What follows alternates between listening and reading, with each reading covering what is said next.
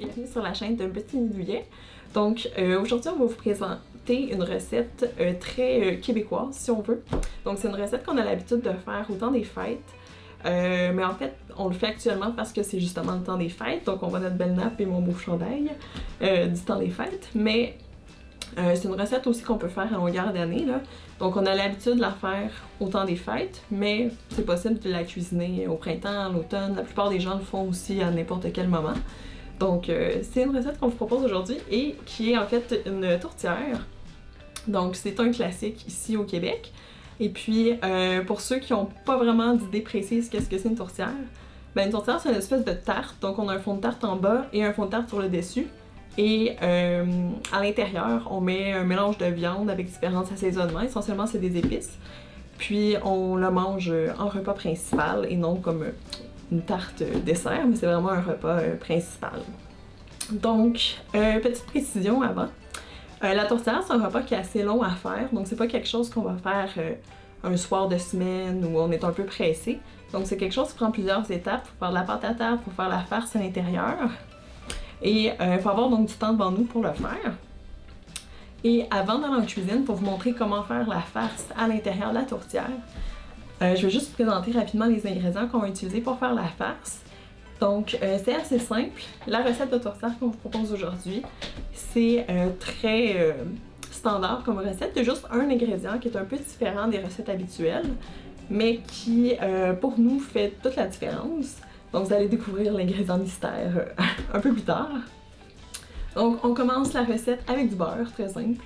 Donc on prend à peu près une cuillère à soupe de beurre. L'idée c'est juste de mettre un quart gras dans le fond du chaudron pour éviter que tout ça colle au fond. Donc on met à peu près une cuillère à soupe de beurre. Ensuite de ça, on a besoin d'oignons et d'ail. Donc ici j'ai mélangé les deux dans le même bol parce qu'on va les ajouter au même moment dans le chaudron. Donc je les ai mélangés ensemble. Et puis, donc ici j'ai un oignon. Par contre c'était un oignon qui était vraiment très gros. Donc c'était très gros comme oignon. Donc j'en ai juste mis un.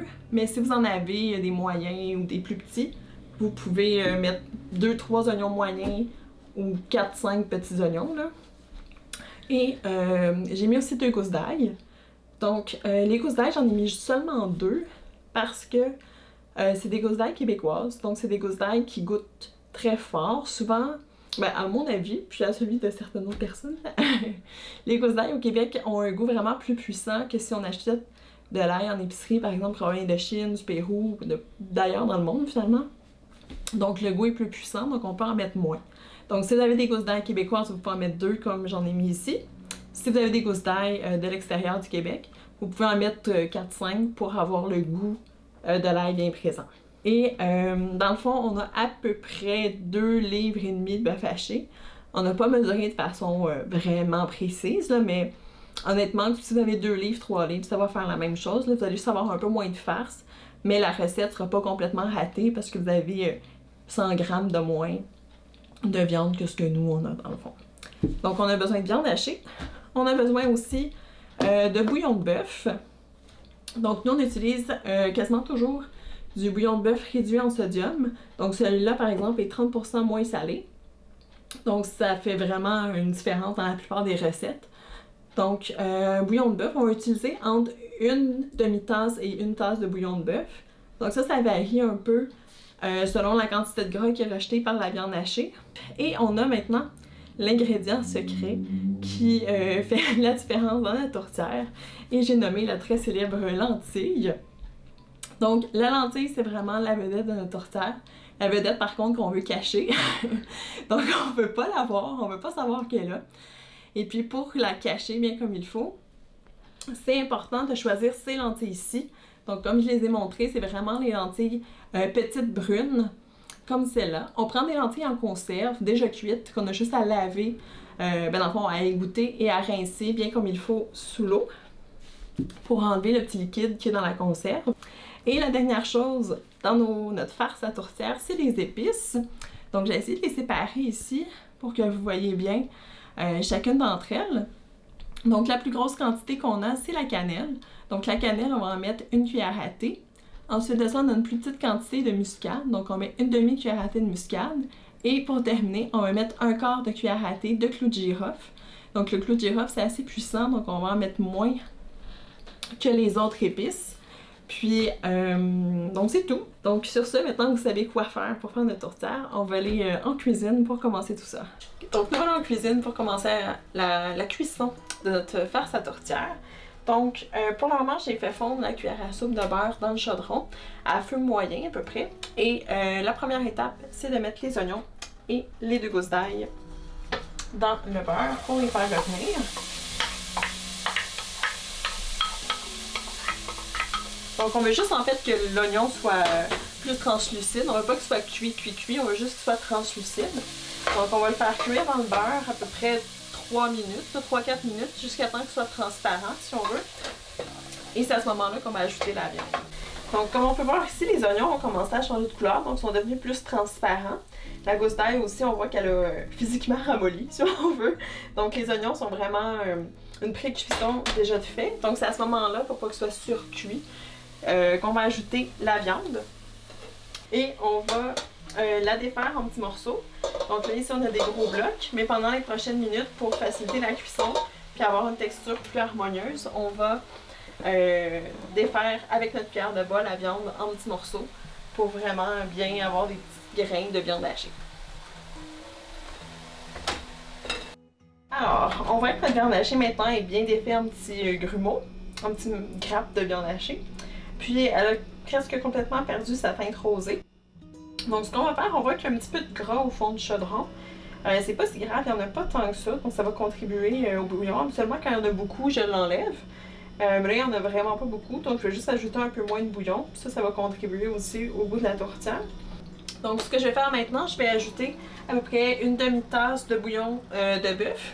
Parce que justement, il y a déjà un petit peu de gras dans la viande. Donc je vais juste ajouter un petit peu de bouillon de bœuf pour donner un peu plus de goût à tout ça.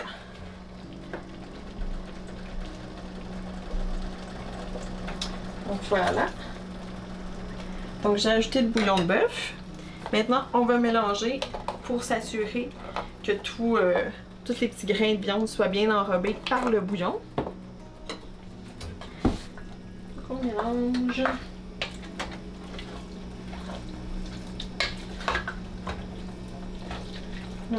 On mélange. Et une fois que c'est bien mélangé, en fait, on peut déjà ajouter les lentilles pour laisser cuire ça après tranquillement avec les épices. Donc pour les lentilles, je vais vous montrer comment bien écraser vos lentilles pour que ça dissimule bien dans la viande hachée. En fait, les lentilles, moi j'ai tendance à les écraser avec mes doigts. Et la façon que je fais vraiment la bonne franquette. Je prends seulement une poignée de lentilles et au-dessus du chaudron, je l'écrase entre mes doigts comme ça. Puis ça fait pas une purée lisse-lisse, ça laisse des petits morceaux. Donc ça donne un peu la texture viande hachée. Donc je peux faire une démonstration au-dessus du chaudron. Donc vraiment, je prends une poignée comme celle-là. Puis je fais vraiment juste écraser comme ça. Il y a un petit peu de jus qui sort aussi. Ça c'est simplement de l'eau quand on les a rincés. C'est rien de très grave. Ça va contribuer aussi au bouillon. Donc on fait ça pour la totalité de la conserve.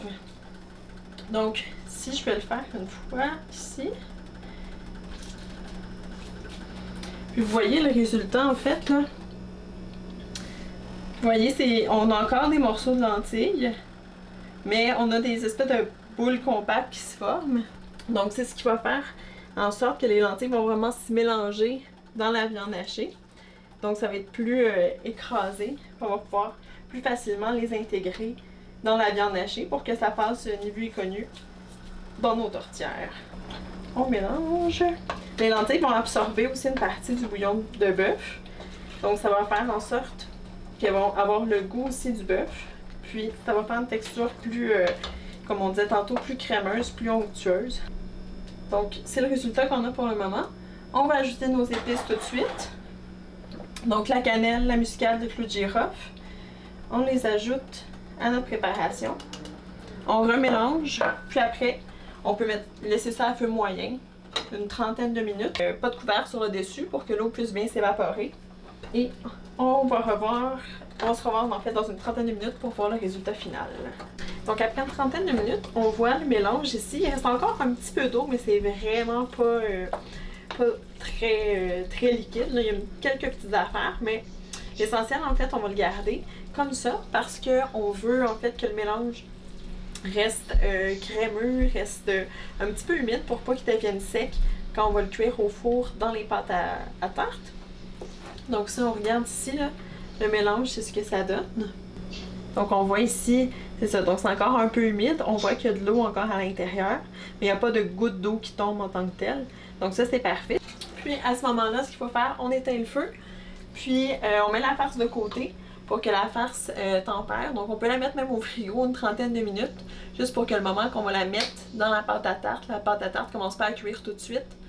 Donc il faut qu'elle devienne toute molle au contact de la chaleur de la farce. Donc on peut la mettre une trentaine de minutes au frigo avant de pouvoir la mettre dans la pâte. Alors, notre mélange à tourtière qu'on a laissé reposer au frigo une trentaine de minutes est maintenant à température pièce, froide. Donc c'est parfait. On peut commencer le montage de nos tourtières. Donc j'ai déjà baissé une pâte à tarte. Si vous voulez la recette en fait de notre pâte à tarte, c'est dans une autre vidéo qu'on a publiée qui explique comment faire une pâte à tarte simple et rapide. Donc ça va être disponible aussi sur la chaîne de Petit Nid Douillet. Alors pour le montage de la tarte, de la tourtière en fait, on va prendre une pâte à tarte et nous on prend en fait des mini moules. Et ce que je vais faire en fait, j'ai mis un peu de farine autour du moule pour éviter que la pâte colle au moule. Donc ce que je vais faire, je vais simplement enfoncer la pâte à tarte dans le moule. Et puis là, je fais une petite astuce qui fait que nos tourtières sont un peu différentes des autres. On peut essayer de faire en sorte qu'il y ait assez de pâte de façon uniforme de tous les côtés. Donc à peu près la même quantité ici, en haut et en bas. De cette façon-là. On va avoir une tourtière parfaite parce que nous, la façon qu'on les fait, c'est qu'on enfonce bien la pâte comme ça. On va venir mettre la garniture à tourtière à l'intérieur. Donc, dépendamment de la grosseur de vos tourtières, nous, vu qu'on fait des mini tourtières, on en a peut-être pour 7-8 mini tourtières avec la quantité de farce qu'on a fait.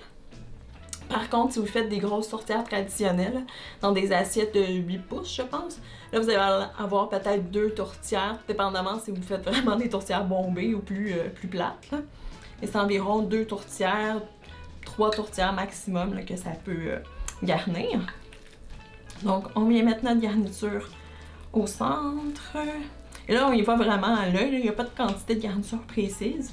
C'est vraiment quand on juge que ça s'est plein, là. Comme ça. Donc, on voit que c'est un peu bombé. Il y en a partout sur le pourtour.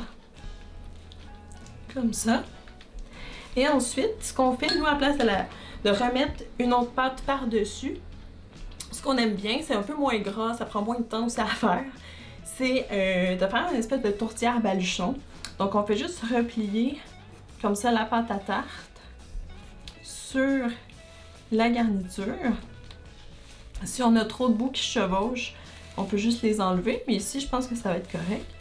Donc, on fait juste replier comme ça. Donc, on ramène l'excédent. À la place de l'enlever, on va le ramener comme ça. Ça nous fait un petit baluchon, puis il nous reste un petit trou pour que la vapeur de la garniture sorte au four. Donc, c'est fait.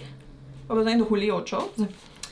Donc, notre petite tourtière est prête à aller au four, mais juste avant, ce qu'on fait en fait pour que la pâte devienne bien dorée, c'est qu'on va mettre un œuf. Donc, on casse un œuf dans un contenant.